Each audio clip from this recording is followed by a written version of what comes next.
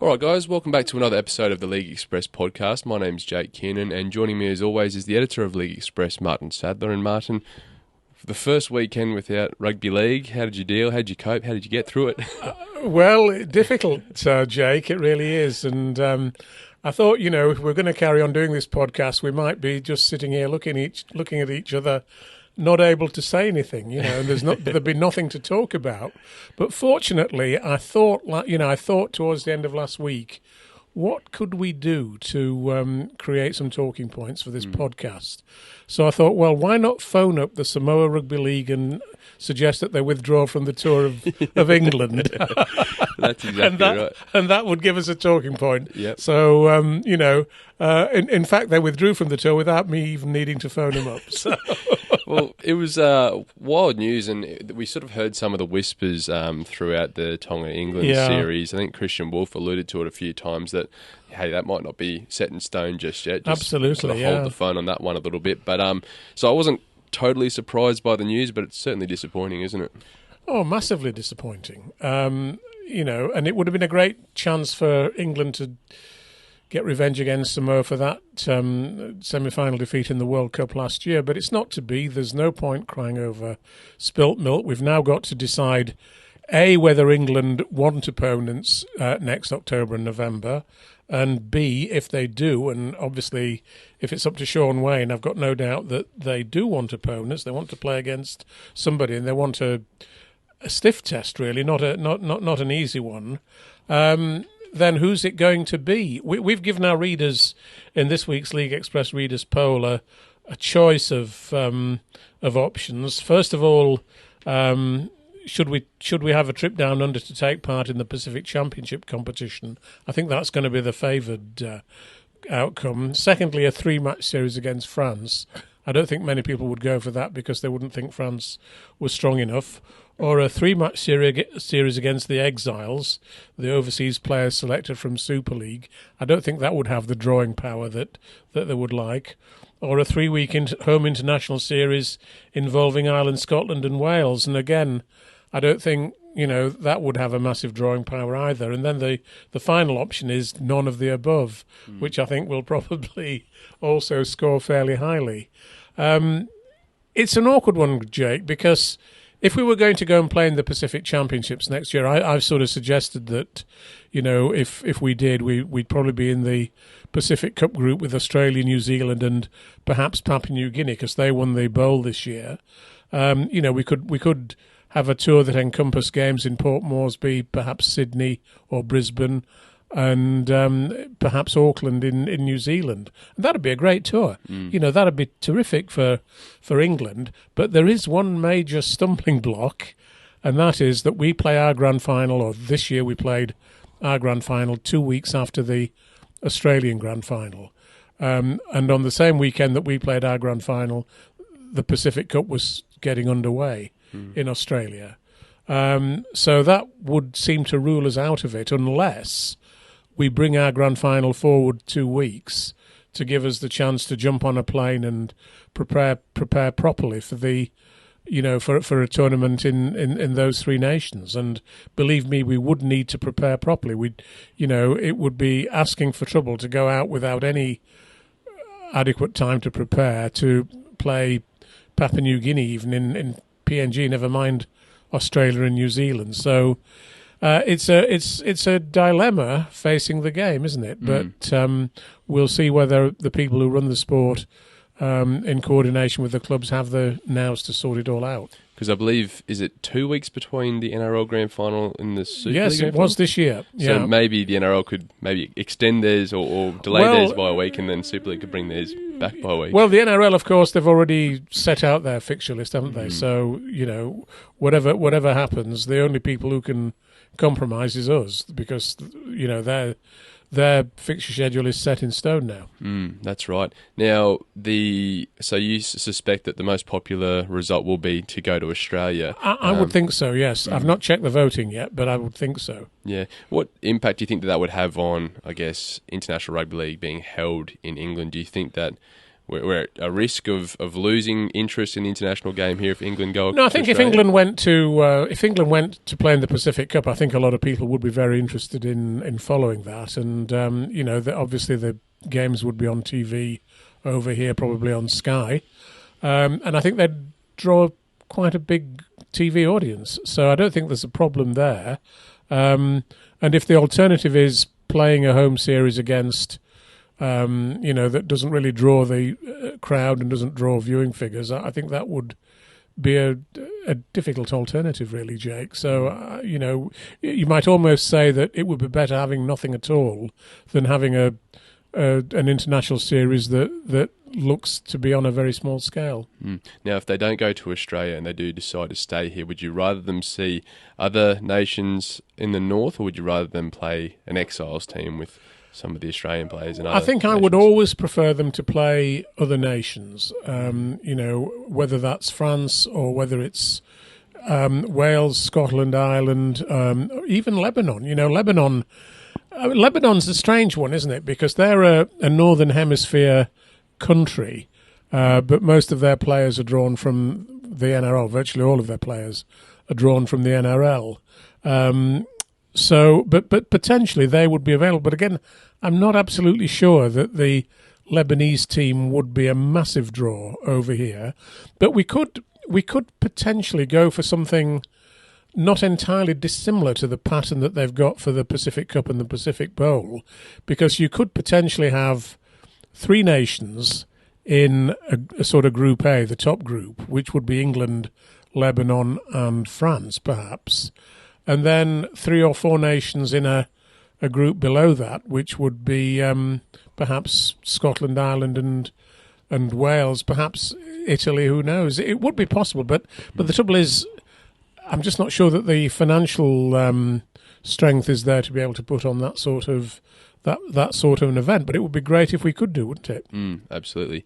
And I've read some of the concerns, I think, if England do go to Australia next year, is it 3 consecutive tours to Australia over 3 years? It would, yeah. It would. Well, indeed it would, because we'd be going there in 2025 and then 2026 for the World Cup, which we don't know whether that's in Australia or New Zealand yet, or both. So, yeah, it would be a challenge, but I think most Super League players, England Super League players, would be up for that challenge. I don't think there's any doubt about that, and I think it'd give a lot of fans a chance to have a great holiday in the Southern Hemisphere as well. So, I wouldn't say that's too much of a stumbling block, to be honest. Yeah, absolutely. And after all, it's a bit nicer, as you know.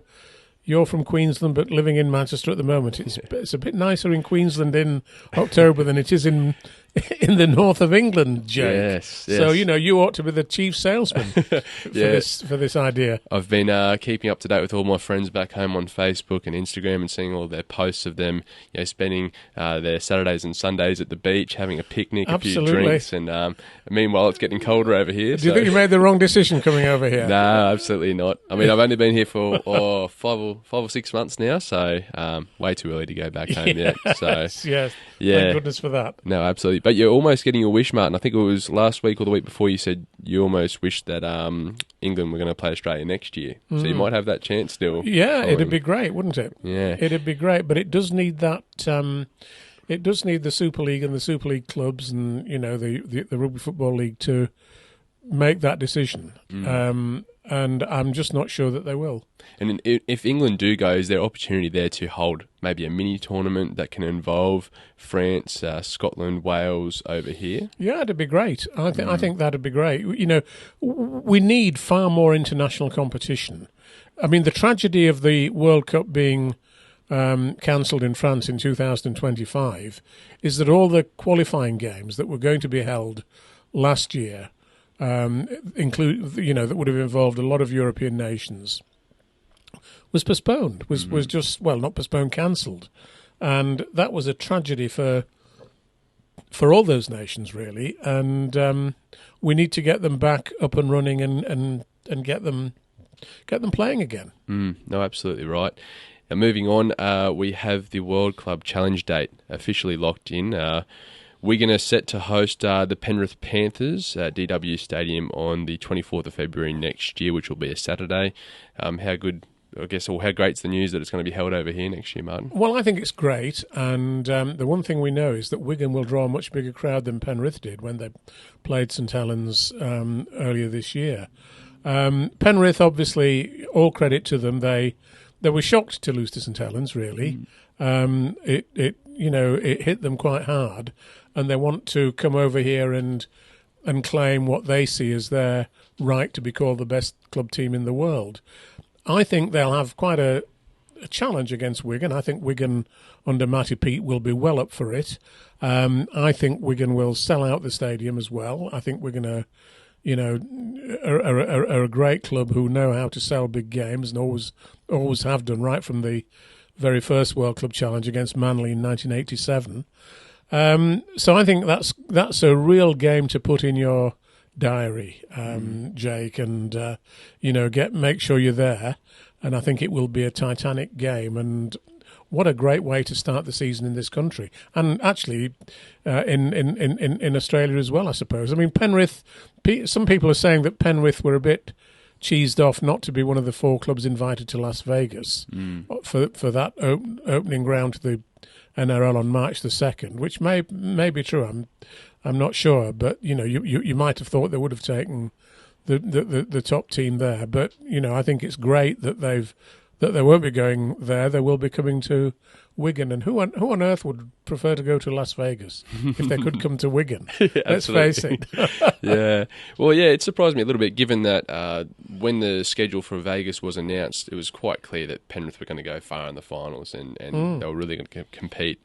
And, before the finals even started, people were saying Penrith and Broncos for the grand final. So, yeah, I think they would be a little bit disappointed that they didn't get the nod for Vegas. Well, you think so, but Las Vegas's loss is Wigan's gain, and that's great. I think it's marvellous to see them coming over here. And obviously they've pulled out of the pre-season challenge in Australia, so that's down to fewer clubs than it would otherwise be, and I just can't wait to see the World Club Challenge being played at Wigan again, and I think it's going to be an absolutely fabulous game and a fabulous experience. And that will coincide with round 1 of the Super League season, I believe. I think it'll be round 2, won't it? I'm not sure because we've not had the fixtures published yet, but I think round 2. But maybe that won't be the case. I'm not quite so sure. No, absolutely. And speaking of features, the NRL draw has been announced. I haven't had a chance to have a great look at it in detail. Obviously, we know it's kicking off in Vegas.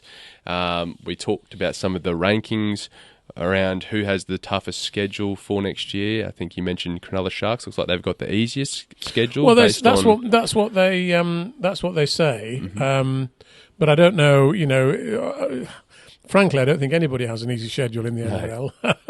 I think it's foolish to talk that way, really. And you can't really compare it to the ladder from the season before, because you look at how many teams finished at the bottom in 2022 and then have rose to the top over the past season. Well, Brisbane Broncos moved from 9th to 3rd.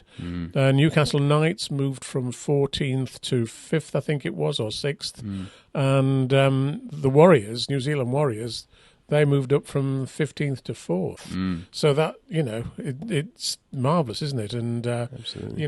There is that movement in the NRL that's that keeps the competition vibrant, in my view. No, absolutely right. All we need now is somebody to knock Penrith off their perch, I suppose, because 3 years in a row is a hell of an impressive achievement. But we now need somebody else to win it. And I think they're at the moment odds-on favourite to go 4 in a row. So, yes, I'm not surprised at all. Yeah, it would be an incredible feat if they could do it, and you'd have to say if they did get that 4 in a row, they would have to be considered one of the greatest teams of all time. I think they already are. There's no doubt about it. One thing I love about the NRL Premiership, though, is they do have these themed rounds, which I really like. If you look this coming season, round 3 is the multicultural round. Round 8 is the Anzac round, where they celebrate the Anzacs, in the First World War. Magic round is round 11. We, of course, have a magic round too. Then they have the Indigenous round in round 12. Then they have the Beanie for Brain Cancer round in round 15, and the Women in League round for round 22. I think that I really like themed rounds, and I think they got that from American sport. I know when I first went to America in the early 1980s, going to baseball games there, they had a lot of themed rounds along similar lines, really, and I think they're great because they do give the game a chance to draw in people who might not normally go to a rugby league game, and I think that's something that we need to probably learn from as well. No, absolutely right. And all of these rounds are, celebrating people that are quite involved in our game and, mean so much to the game. So it's great to see them being recognised. Yeah. One thing also we'll mention with the scheduling, I think the outlay of State of Origin has also been released. So I think Game 1's going to be held in Sydney, Game 2 in Melbourne, and Game 3 in Brisbane, which makes me incredibly excited as a Queensland fan because we almost get a home crowd in Melbourne. Yes. And then, the home game in Queensland. So absolutely, yeah. If it is a tight one and it comes down to a decider, Queensland have that little advantage. So yes. That'll be quite exciting. Well, I'm a bit of a Queensland fan as well, I've got to say, but then I think a lot of people are. And one thing on State of Origin, Jake, the Women's State of Origin this coming year will be a 3-game series as well, as you've probably also seen. And the opening game of that series will be on the Thursday night of the Magic weekend in Brisbane. Yeah, wow. So it'll be, it'll be on the Thursday night with all the Magic NRL games due to follow on the Friday, Saturday and Sunday. So that's going to make it a hell of a weekend in Brisbane that weekend, and people are already predicting that the women's State of Origin game, the opening State of Origin game, could actually draw 40,000 crowd at Suncorp Stadium that night. And the other games, I think they're going to be played at Newcastle and then at Townsville for the Women's State of Origin. And, it's worth mentioning that the second State of Origin last year held at Townsville drew 18,000 people, which was a comparable crowd to a North Queensland Cowboys crowd. So that shows the progress that's been made with Women's Rugby League in Australia. No, absolutely. And they've done a great thing by putting it on that Thursday, because I know in the past with the Magic Round, I think it might have been the first or the second one they did, they scheduled a game on the Thursday night, and most people were sort of travelling down on the Friday, but I think having the Women's State of Origin on the Thursday night will attract a lot more fans to Brisbane to kick off the Magic weekend, and what a way to kick it off. I think that'll be outstanding. It'd be great to be there, wouldn't it, that weekend? Yeah, absolutely. One other thing I wanted to mention, I think I read somewhere the Māori All-Stars versus the Indigenous All-Stars may coincide with the dates around the World Club Challenge, so we may see... Well, I think it's the week before, isn't it? Yes. I think that's on February the 16th, that game. I'm not quite sure where it's going to be played, actually, but I assume that's been released. But that will be 8 days before the World Club Challenge game. But what it might mean is that no Penrith players play in it, presumably, because I can't imagine that Penrith would want their players... I mean, I would imagine that 8 days before the World Club Challenge, the Penrith team will probably be on its way, so they won't really have any... They won't really want any players playing in that game. No, absolutely. Especially with jet lag and that sort of thing. They've got to have a few, or at least a week over here before they kick off. Absolutely. But now, moving on, I read an article in this week's edition of the League Express newspaper. You can get your subscription on www.totalrl.com/shop, or most real estate, or not real estate, I should say, news agencies across the north here in England. The outgoing Wigan owner, Ian Lenigan, believes that the IMG gradings, or I guess the IMG system, Super League will eventually thrive under the IMG system. He said a few interesting things. He said, he said it's not a 2-year plan, it's a 12-year plan. They're shaping up for the future. Have you had a chance to read this one, Martin? And, yes. What did you make of some of his comments? Well, I hope he's right. I really genuinely hope that Ian's right, because we want the game to thrive, and we've got this 12-year deal with IMG, and we want the game to thrive with them, guiding it forward alongside the RFL and Super League. But we've still got this problem, haven't we, of the gradings appearing to carry greater weighting than actual positions in the league table. And I think in any professional sport that's problematic. Let's imagine IMG had come to do a similar thing with football, in this country, and had set up a grading system with, let's say somebody like Manchester City, with the highest grade and going right down into the lower leagues, and they decided that the top 20 gradings would play in the Premiership football. You certainly wouldn't have Luton Town there, who got promoted last year. You probably wouldn't have Sheffield United there, Burnley, Bournemouth probably wouldn't be there either, I wouldn't have thought.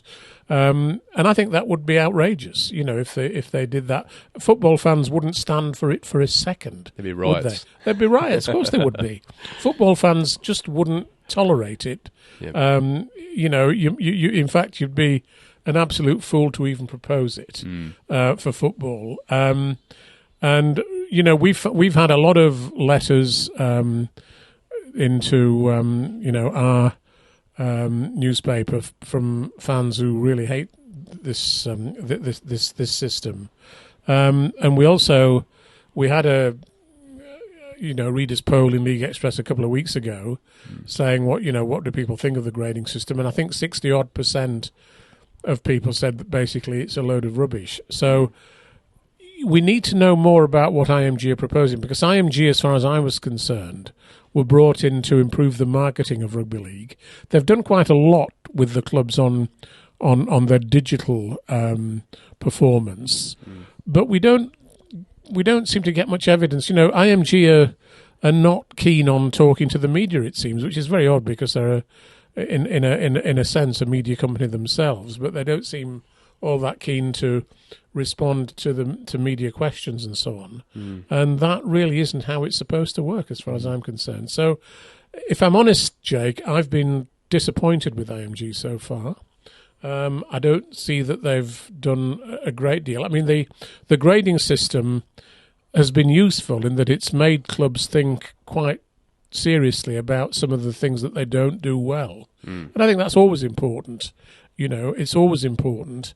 But I think the gradings would have been better suited to being a determinant of how much central distribution clubs get in financial terms, rather than determining which league they're playing, within the league system. So, that would be my view. But the RFL hasn't gone with that, and we're still waiting to hear from the. I wrote an open letter a couple of weeks ago to the RFL Chief Executive Tony Sutton, pointing out, that this business with London Broncos being a certainty to be relegated at the end of this coming year is really unsatisfactory.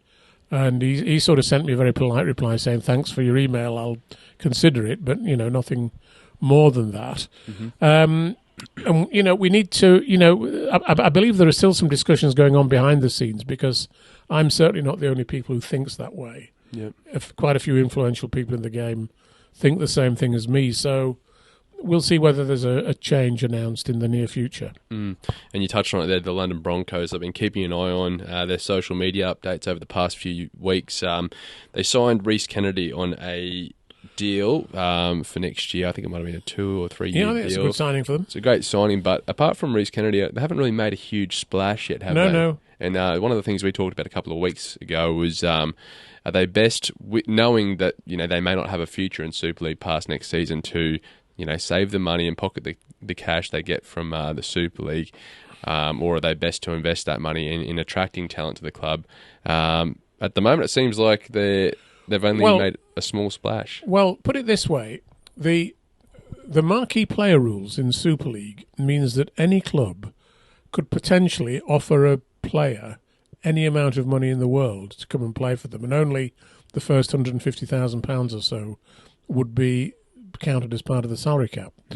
So London Broncos could quite easily approach Penrith and make an offer for Nathan Cleary, and pay Nathan Cleary £1 million a year or more, to come to London Broncos in Super League next year. But what would be the point of doing it? Because, if even with Nathan Cleary, let's imagine they got Reece Walsh as well. They've got potentially three marquee player places. So let's imagine they've got Nathan Cleary, Reece Walsh, and maybe Daly Cherry Evans or someone to come and play for them. But they'd still probably go down, no matter, even if they won the grand final.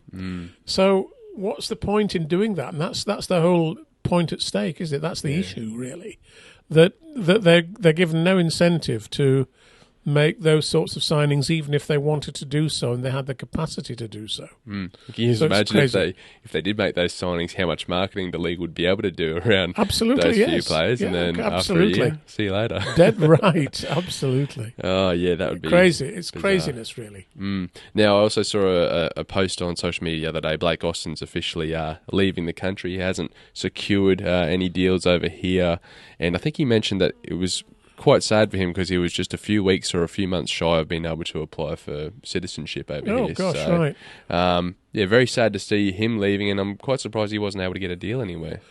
I'm amazed, actually. I'm amazed. I think he's still got a lot to offer. I don't know why he's not been able to get a deal, and he might still get one. I mean, we talk about London Broncos. That might have been a signing for them if they thought they could benefit from having him on board, and I'm sure they could do. So it is really disappointing to see him go. I remember him coming, a few years ago to play for Warrington, and there was a massive fanfare about him coming from Canberra Raiders, and a lot of people saying, he'll probably, he's a contender for Man of Steel and all that sort of thing, which he never quite lived up to that hype, but still a very good player. And it was a shame that he had such a sad season with Leeds this year. Yeah, definitely. And then obviously went to Castleford and saved them from relegation. But it's almost a sad way for him to go out. I think so. But you might think that he would get a club in Australia, wouldn't you? Yeah, absolutely. And if, say, for instance, Josh Reynolds last year got a training trial deal with the Bulldogs, and I think if Josh Reynolds could have gotten one at that point in his career, surely Blake Austin could attract some interest as well. So we'll see what happens with him moving forward. Fingers crossed he can get something sorted down south. But in other news, this is a bit of a weird one. The former Canterbury Bulldogs captain Raymond Fatella-Mariner has been barred from pre-season training with the Bulldogs. Now, I believe this all stemmed from last season. There was a few complaints within the playing group that the new coach Cameron Ciraldo was training the boys too hard, and his demands were very extreme and expected his players to stay at training all day long till 5 p.m. And I think as the captain, Raymond sort of brought it to his attention, which sort of saw him miss the rest of the season. They decided to sit him out. So potentially a player that could be on the radar for Super League clubs. Oh, I think so. Yeah, I think so. I think he'd be a really useful signing. I hate to say it again, but London Broncos would be an obvious one. But Cameron Ciraldo went to the Bulldogs from Penrith, where he'd been an assistant coach, and everybody thought he was gonna be the next master coach. What happened was that the Bulldogs finished in 15th place out of 17, and things didn't work out well for them. Now, obviously, I'm not familiar with the Bulldogs and what happens there, but that was a disappointing outcome by any standards.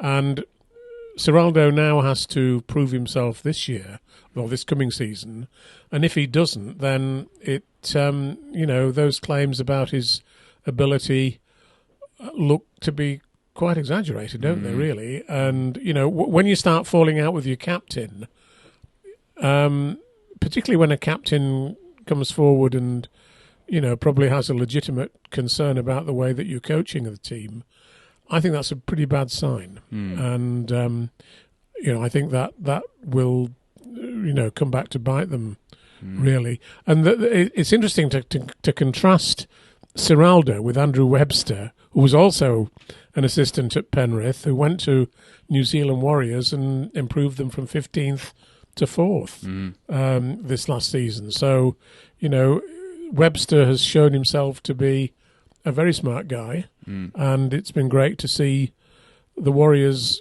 and the incredible support that they've generated in New Zealand. This up the Wars slogan was a great one, and the whole country got behind them, and that's an incredible achievement in my view. Absolutely. And I don't really know how to feel about the whole Raymond situation because as a skipper of a squad, we don't know the details, do we? Yeah, that's right. So you've always got to be a bit careful. You've always got to say, well, we're not in command of the whole picture, and we're not. So it's hard to be definitive about it. No, that's right. And look, either way, you can if that is the truth, you can sit on either side of the fence you want. You can understand why Serrato would want to bring in that new tough culture and oh yes, that sort of Melbourne Storm culture, I guess you could almost say. Yeah. Very interesting. It'd be cool to see him come over here and play in the Super League. I think he's still got a lot of football left in him. So yeah, we'll see. Now, so we've also had some signing news. Sam Powell will join Warrington from next year. I think Sam Burgess said for a bit of depth. Well, it's interesting, isn't it? Because they've got Danny Walker at hooker, who played for England in the Test series. They've also re-signed Brad Dwyer from Hull FC, who's I think a very effective hooker as well. And now they've got Sam Powell, so they've got 3 players in that position, which is, you might say two's company, three's a crowd, I suppose, and. It's going to be interesting to see who gets the nod for the opening game of the season, that's for sure, at hooker at Warrington. But, obviously Sam is calling the shots now at Warrington, and I hope he's, making the right calls. And sometimes competition can be quite healthy in the pre-season and training. Yes, there's no doubt about that. Push each other. And Sam Powell has really been edged out at Wigan by Brad O'Neill, the young hooker at Wigan, who's come on in leaps and bounds this year and effectively took his place. I think Sam had an injury earlier in the season, which gave Brad O'Neill his opportunity, and that so often happens, doesn't it, in a game? A player gets an injury, and another young player steps up and turns out to be a real fine player and keeps the sport. And that's so often how a young player breaks through into a team. You've got to wait for somebody to be injured, and then you grab your chance with both hands. Well, they say durability is the best ability, so if you can stay healthy, that's for sure. Just look at James Roby and how durable he was over his career. So perfect. Now, last week we didn't really touch on it, but the Jack Whiten and Josh Addo-Carr situation that sort of got resolved in Australia, was it last week or the week before? Obviously, they were arrested. Latrell Mitchell, you mean, not Josh Addo-Carr? Oh, sorry, Latrell Mitchell. Yes. So, they were arrested, might have been months beforehand for a little bit of a scuffle. I think it might have been at Jack Whiten's birthday party. They were having a bit of a celebration. They obviously had a few drinks beforehand. They said that they were just wrestling, I believe, and it's come out in court that I think it might have been the detective or the senior sergeant falsified some of his evidence. Incredible, really. And the boys both got let off, which... well, both were found not guilty, and quite rightly so, but by the sound of it. Yeah, I mean, it's amazing that a policeman would do that, isn't it, really? Particularly when it's such a high-profile case. And, of course, there's a significant... element within the Australian media that really hates the NRL and NRL players and will take every chance to denigrate them, this idea that NRL players behave badly away from the game, which isn't true for 99.9% of them, but a small proportion it might be true for. And there were only 2 gleeful when these 2 were arrested. But it now turns out that it was complete fabrication. And, I think they are thinking now about suing the police, aren't they? And they should do, in my view, because their reputation has been tarnished, and undeservedly so, and I think somebody should pay a price for that. No, absolutely, and especially with how long court proceedings take. Like, it's months between the incident and the final decision. So, that's months there where their names have been dragged through the media. Absolutely. And we had a similar instance with Curtis Scott in Canberra as well. Might have been a year or two ago, where I believe he was stood down by the NRL as well for an altercation he had, and I think police said he was resisting arrest, but they released the body-worn camera vision, and he got let off, and then I think he sued the police and got a healthy payout as well, because he wasn't getting paid for all of those weeks when he was stood down. So, great to see, and I hope they do pursue some sort of legal action against the police.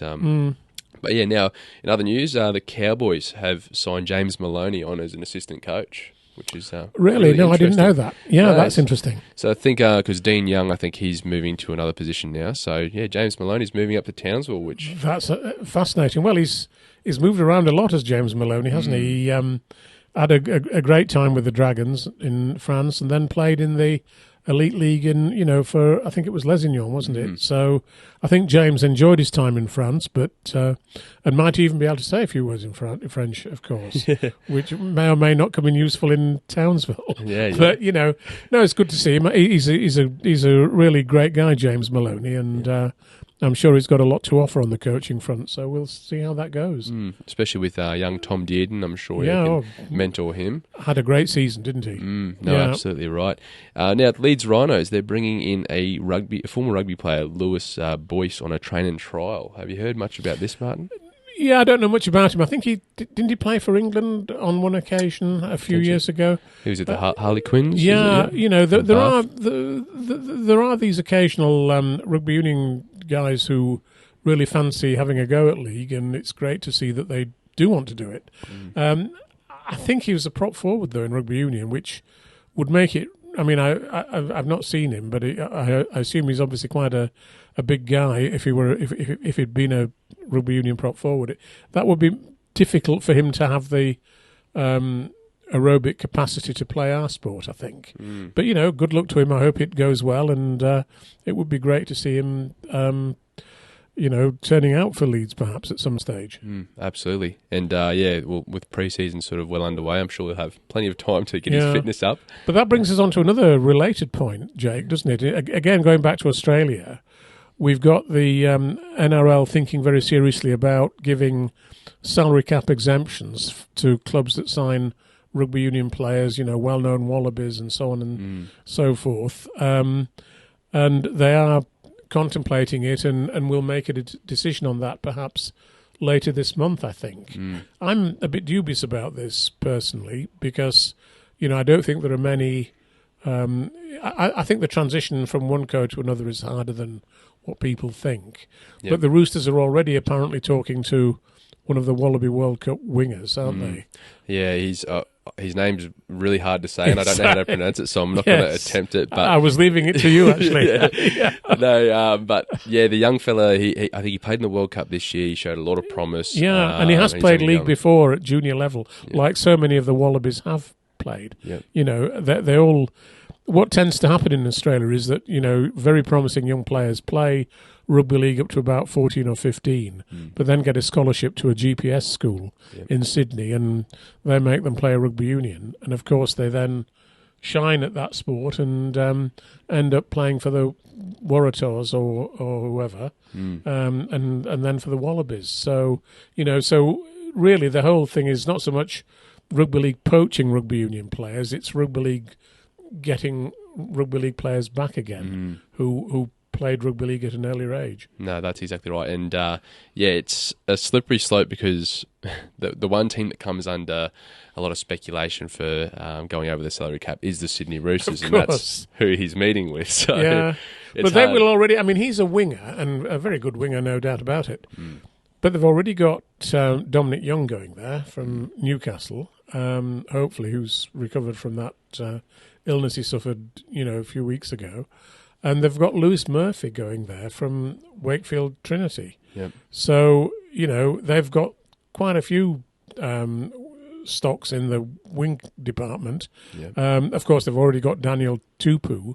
And I remember a few years ago when Ryan Hall went to the Roosters and he couldn't really break into the team because of the quality of the players that they had there. So, do they need a guy from the Wallabies? I'm not quite so sure. No, they've always had great outside backs, the Roosters, and they're very fortunate. And I hope that they don't get him because I think Dom Young is such a great signing. So do I, yeah. So, we'll see. It's a shame for Newcastle to lose him, really. Absolutely. But I think also if the NRL was to start poaching Australian rugby players, that'd be more of a nail in the coffin for the sport in Australia. Well, maybe. Yes, maybe. But I don't think that should be the motivation. I think, if it helps rugby league, then I'm all for it. But if it doesn't, if it's simply targeted at damaging another code, I wouldn't support that because I don't think that's a good way to use your financial resources. No, absolutely right. Any more rugby league related news you'd like to get into before? Well, there's one guy who I've paid a tribute to in my column in League Express this week, and that's Paul Sykes, who is 42 years old. And he's just signed a new 1-year contract with Dewsbury to play in the Championship next year. And he is the only player still playing professional rugby league at any level, as far as I can tell, who made his debut in the 1990s. Wow. He made his debut in 1999 for Bradford Bulls on July the 2nd that year against Wakefield Trinity, coming off the bench in a 36-8 away victory. So, that's 24 years ago. Gosh, more than half his life. I was 1 years old when that happened. Yes. He's still playing, and it's. He has. At the height of his fame, he was a really top player. Was Paul? Obviously, at his age now, he's got to pace himself, I guess. But it's amazing to think he'll turn 43 next year. Gosh, to still be playing at that age is quite remarkable, I think. I wonder how his body's feeling. It must be holding up pretty well to still be you playing. Imagine so. Yeah, you imagine so. And I'd just like to wish Paul good luck in, for a great season next year, with Dewsbury having been promoted to the Championship. No, absolutely. And do we know how many games total he's played over the span of his career? I'd have to count them, but it's a fair few, isn't it? Probably more than any other player currently playing rugby league, I would be pretty sure. And I think, he ought to be given a special award by the RFL, in my view, for his achievement, to be honest. No, he obviously loves the game to still be playing and ripe into the age of 40. That's awesome. Have you been keeping up with the Cricket World Cup at all? Not really, no.